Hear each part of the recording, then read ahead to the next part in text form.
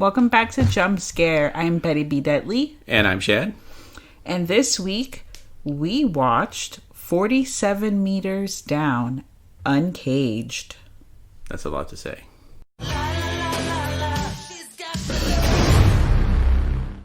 Hey, I almost forgot to show you guys what I found this morning. See great white sharks in their natural habitat. It's awesome. This is for tourists. You really want to spend all day on a boat? I am going to take you to a place that no tourist would ever find in a million years. How did you even find out about this place? Let's go. Okay, turn your lights on. Sasha, you can barely get your ass through there. Well, at least I have an ass. The entrance is just at the bottom of the steps. You guys ready for this? Oh, This place is insane. What is that? It's an emergency alarm. can you feel that? Courage! I'm slipping!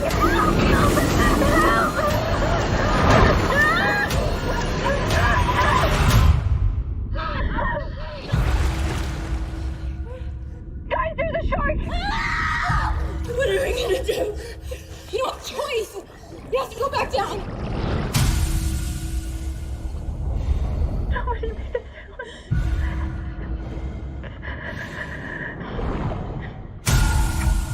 This place is a maze. We're going to die down here.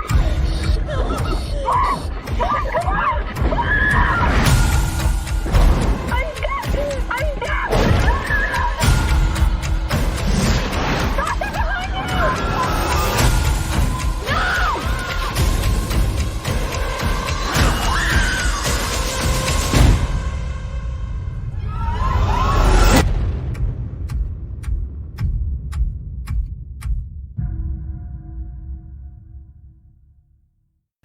So today is June 21st, and this is when we're recording this episode. Yesterday was the 45th anniversary of Jaws, which came out in 1975.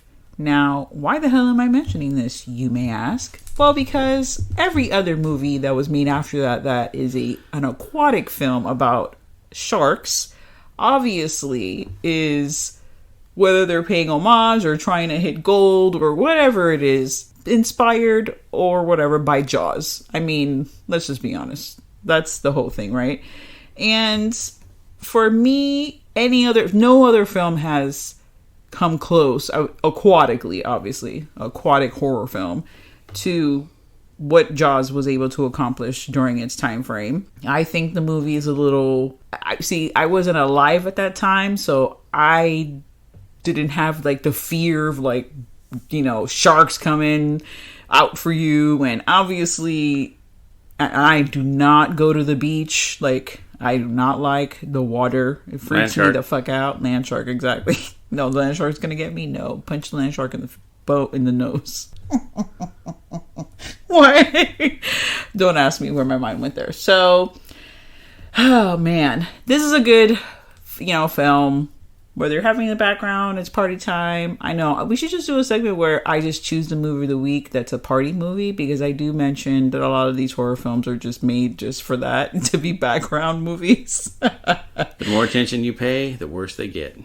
I mean, the whole thing of Jaws, obviously everyone knows, is like, it was a film of its time. I think it's overrated. That's where I was going with, like, I wasn't born during that time frame or alive during that time frame where if I saw this movie, this was like the most amazing movie that I've ever seen, and it scared, because that's the thing, it like scared the fuck out of people. I mean, you would probably have just a little bit, not really, but more insight of a story to tell, like what was going on during that time frame.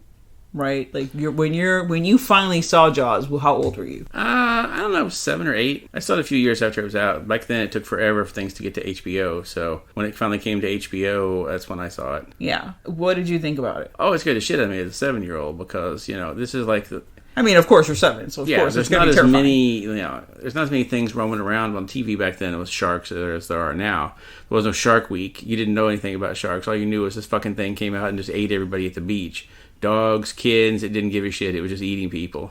I think the movie is popular for all the reasons that everyone says it's popular, but I think a lot of it is just because it was just a fucking fluke. Like, they just got lucky because since they were having all those mechanical issues, that's why they didn't show the shark. So he had to be fucking creative and was like, I'm not going to show the shark that much until like the end.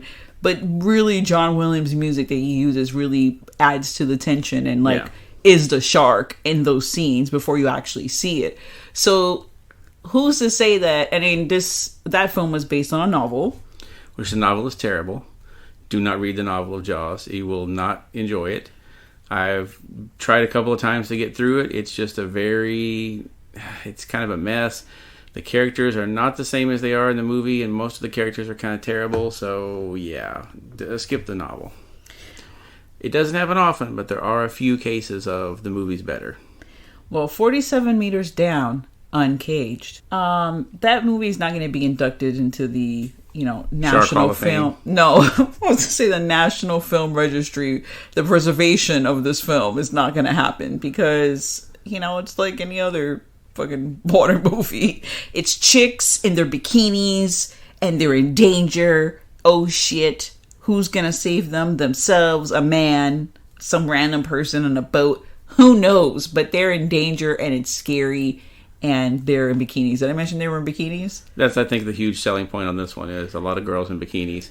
With the possibility that thing might come off at any time. But since it was PG-13, it did not happen. See, this is bullshit, okay? Because I'm going to throw this out there. Why all these movies that we reviewed last summer for Shark Week? We did Bait. I'm pretty sure we did that over the summer. Yeah. That film... Same thing, the shark. And it's like, it's now 2020, have a better looking fucking shark. The shark in this film it looks terrible. They just don't want to put the budget behind it. But it's like they made their money with the first, Mandy Moore got them the money they needed from the first film. But these studios they're just like any other business. It's like, oh, we gave you $5 million and you made us $200 million. This time we'd like to give you $2 million and have you make us $500 million. That's nuts. That's so fucking crazy. Well, this movie, whether they wrote this the next day, like after the 47 Meters Down came out, they were like, you know what? Let's get wild. Let's do 47 Meters Down, Uncaged. I'm surprised they didn't just call it 48 Meters Down, which I saw was an actual title of it at one point. I was actually going to say, yes, that should have just called that because we all know that's going to be the sequel, right? That's some lazy shit. Or like 94 Meters Down. It's twice as terrifying. But the Uncaged thing, I'm not going to say it's clever, but in the first one, that's the whole thing. The sisters, they're sisters who have differences, okay? They don't get along too much. One is the adventurous one. The other one's not so much. That's like the whole weird thing. Not weird, but that's the whole like drama between the sisters in the original film. This one, also set in Mexico, are two sisters. They're step-sisters, Sasha and Mia, and they also have differences. Not only do they have racial differences, but also they have differences because they did the whole thing of the one sister is popular, the other one is a nerd no one likes. Yeah, I've never seen that before. And, I have to fucking laugh because it's like, so you kept the circumstances more or less the same, but in the first one, they went into a cage to do one of those like shark things.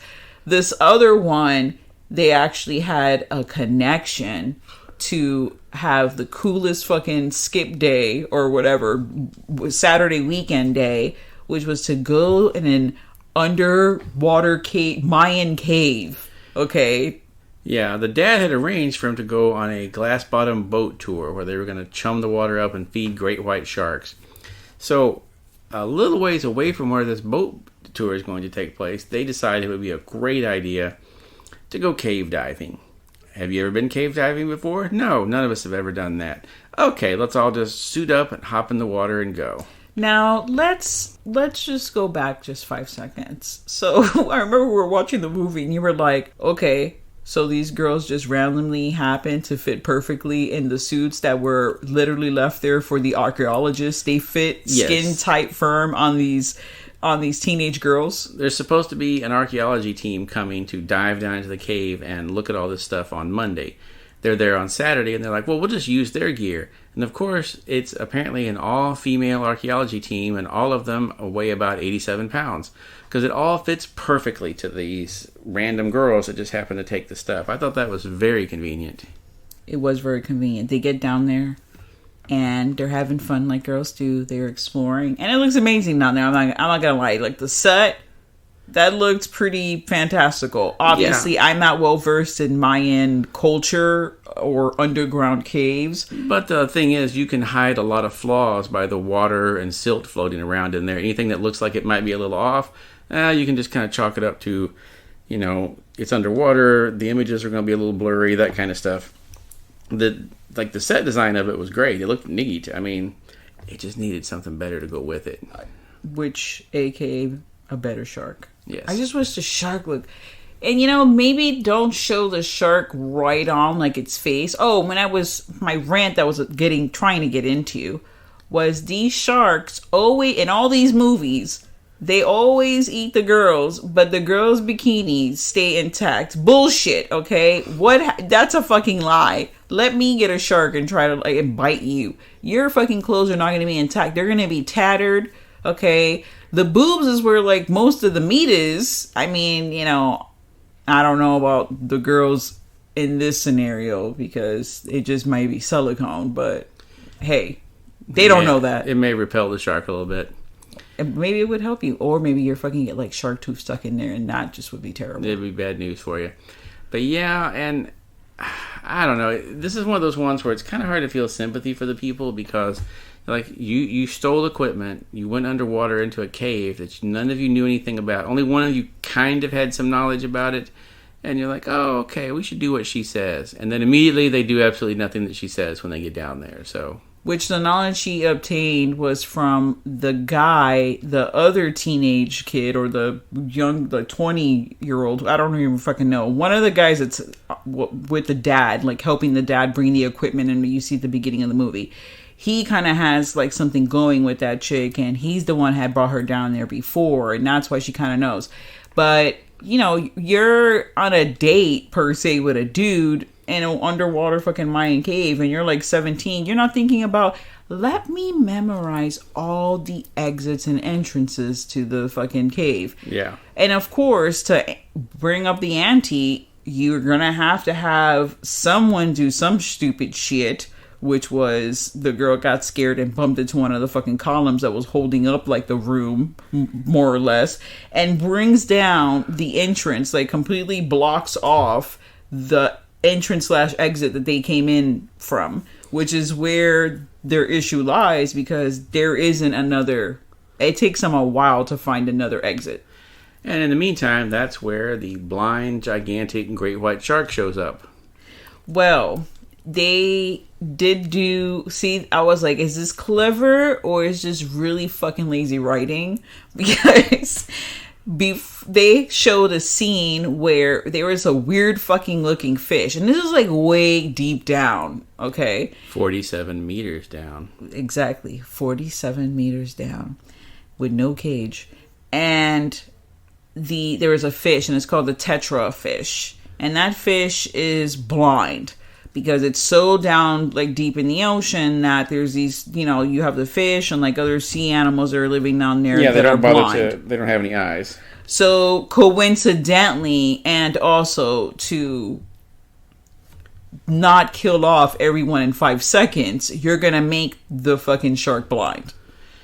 Yeah, well, it makes sense that anything that lives that far down wouldn't have eyes. But at the same time, this shark, which shows up, right away after all the noise of the tunnel collapsing, which I'm guessing, hey, he heard that. But then, I don't know. It's so convenient how he shows up, and he can, just seem to hear some things really well and hone in on them. Then other times they're banging on a rock with a hammer, and they're like, I don't think he heard that. He's a very inconsistent shark. I mean, he's just trying to live his best shark life. And also, these tetrafish that are swimming around down there, they look to be maybe a foot long, maybe weigh 4 or 5 pounds apiece. And you only see one of them the whole time they're down there. So what is this, 15, 20 foot long great shark? Looks like he weighs 1,000 pounds. What is he eating that's making him this big? If they had made him like a skinny, scrawny, like he could still be that long, but maybe if he was like real scrawny looking or something, it'd been a little more realistic. But he looks like he eats 100 pounds of food a day. Yeah, a shark is a shark. So it doesn't, I mean, he could be just a thinner shark. It's still fucking something that has way more power than a human does. Yeah, they could have given him something different on the looks, but it looks like a regular shark with some scars, and then his eyes are white, you know? What if the shark, okay, was just blind in one eye, and he... Oh, no, they showed both eyes, and he was blind, so... No, I'm saying they should have just made him blind in one eye, and the eye that is blind, he's wearing a patch. I feel like that would have been way more entertaining.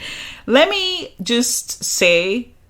because this was when I was in the movie and I was, on my phone taking notes in the beginning, and I was like, la la la la. I heard a voice and I looked up. I was like, oh my God, it's fucking Aiden, John Corbett from Sex and the City, aka Aiden, which is what I called him when I screamed out his name.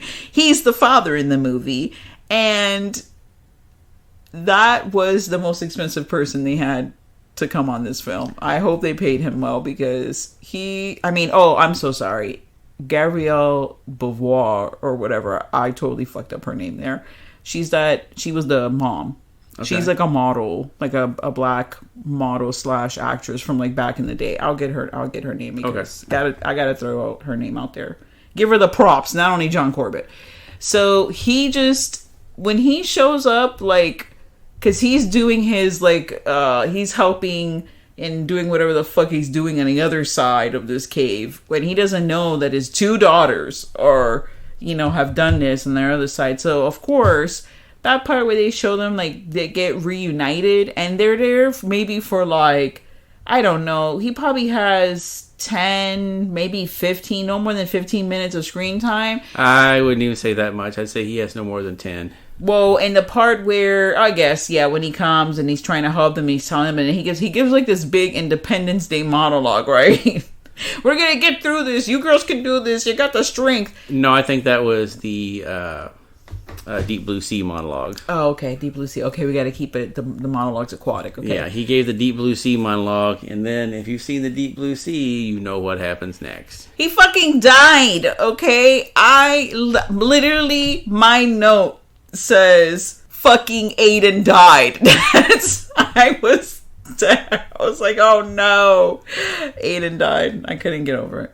That was the saddest part of the movie for me. Yeah, and the fact that no bikinis were just, I'm sorry, they were wearing bikinis under, like they had the suits over, so we were not going to see any random boob just float away. That wasn't going to be a thing, so I guess I missed out on that too.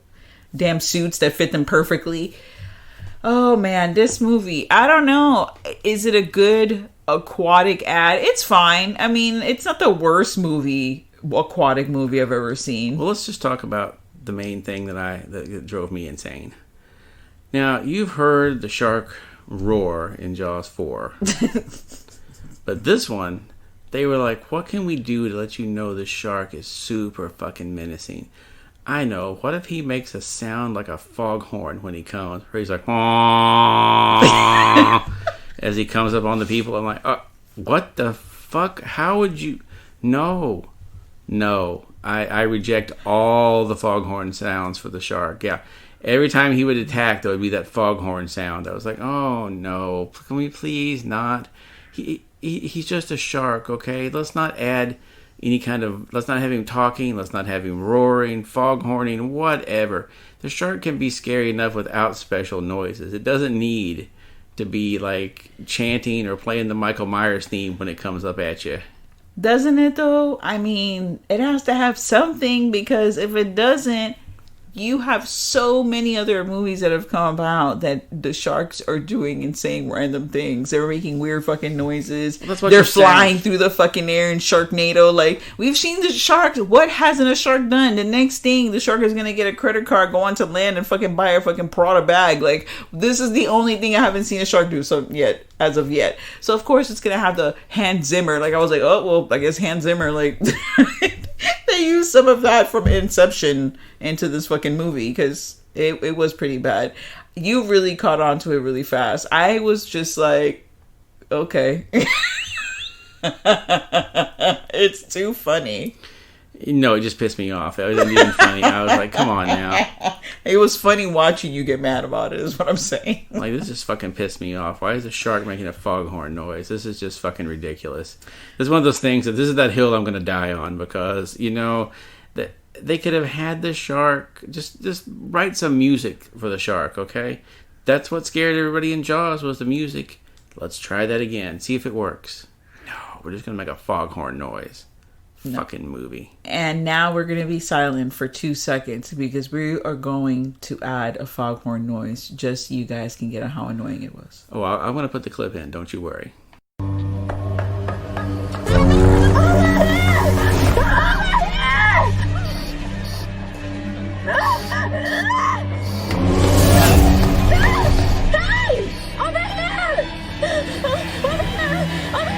You know, I wish sharks would actually make that noise so then when I'm in the water, I know to get the fuck out. Yeah. The shark alarm, like that movie. Shark alarm. Shark alarm. That's exactly what it needs. But yeah, I don't know. I just couldn't get into it. It was just so ridiculous. I didn't give a shit about any of the characters. I hoped all of them got eaten, and then the movie just ended with the shark just swimming away, rubbing his belly, going, well, that was a particularly satisfying meal. So, if you don't care about the characters, what's the point in the movie? Yeah, I didn't care anything about the characters. I actually did want the characters, so much the sisters, because I wanted everyone to just get eaten. But not Aiden, not John Corbett. I didn't want him to get eaten. He's just a dad just trying to do right by his daughters, you know, making a living. Well, apparently he didn't raise his daughters worth of shit, or they wouldn't be down in the cave, like, fucking around with all of his gear and everything, now would they? So he was a terrible father, and he deserved what he got. He was laid back. Did you see his hair? I mean, the hair should have just told you what kind of father he was going to be. Yeah, anytime there's a mullet, that's, you know, what kind of dad you're getting. I give the movie 2 knives. I'll also give it 2 just because the set design was fine and like the scenery, it was a pretty movie to look at when they were above water, so I'll give it the 2 stars for that, but otherwise, yeah. Yeah, we're not gonna tell you the end. We spoil a lot of movies on this podcast. We should just call this movie Spoiler Podcast. I mean, this podcast Spoiler Podcast, which I'm sure there's already one out there like that, But yeah, this, I don't know. Like you said, watch this if you got some people around, you want to make fun of a good dumb movie, but otherwise, find a better shark movie. Yeah, they're out there. If you did if you did a Sharkathon, you can totally watch this movie. Sharkathon and then pick up all the like aquatic tropes and just like make a drinking game out of it. And this would be the best thing ever. I feel like this is a really fun, drunken game that you can play with all these movies. Better shark movies than this? Jaws, of course. Better shark movie also? The one called Creature. That's the one where the sharks grow legs and start chasing people around, eating them inside an oil rig. I haven't seen that, and that sounds terrible. A better movie than this. Wow. Let's see. Of course, The Deep Blue Sea is way more fun than this. Just because... come on, I saw that at the theater opening night, and I thought people were going to tear the fucking theater down when Samuel Jackson got it. People were like, this is bullshit. I only came to this movie to see Samuel Jackson. Yeah, so I'll throw that one in there. This one... Spoiler alert. Oh, it's 20 years old. I think everybody knows by now. Well, you know, there might be a 20-year-old listening who's never seen it. Okay. Let's see. Other shark movies that are better than this? I really like Meg. A lot of people hated that movie, but I really enjoyed that film. I got hate beams coming from you. Well, I gotta tell you, I'd rather see Meg again than this, because Meg was dumb, but at least the shark didn't make noises in it. I don't think it was trying to pretend to be anything that it wasn't. Was it? I mean, because Daniel Craig was in it. He was in the movie, right? No. Oh, the guy from Transporter. Jason Statham. Aren't they the same guy? No. Jason Statham, yes. They look the same. They're both foreign, so I just, they look very similar to me. Anywho, Jason Statham, Meg. I like that movie better than this one. Yeah, almost every shark movie I've ever seen is better than this one, with the exception of the Sharknado movies. I actually saw the first Sharknado in a theater, and that was so fun. I love those movies because they're fucking ridiculous, and they're so bad, but they're so bad it's funny. I get a lot of enjoyment from one. If I could, I would have watched all of them in the movie at theater. But yeah, I never got into those. Yeah, they're just so terrible. They're just fantastically terrible. So such fun. I'm not really into aquatic films that besides Humanoids from the Deep, and that's not really that much aquatic. That's more. Oh, land. I am. I have a ton of them that are way better than this. So. All right. Well, we look forward to hearing or reading a blog about it. Now you have to write a blog about it. Oh, I will. Don't you worry. Well, thank you so much for joining us on our review of 47 Meters Down, Uncaged. I can barely say. I'm like holding back my laughter because your face is classic. Thank you so much, and stay tuned to the horror. And now, folks, it's time to say goodnight. We sincerely appreciate your patronage and hope we've succeeded in bringing you an enjoyable evening of entertainment. Please drive home carefully and come back again soon. Good night.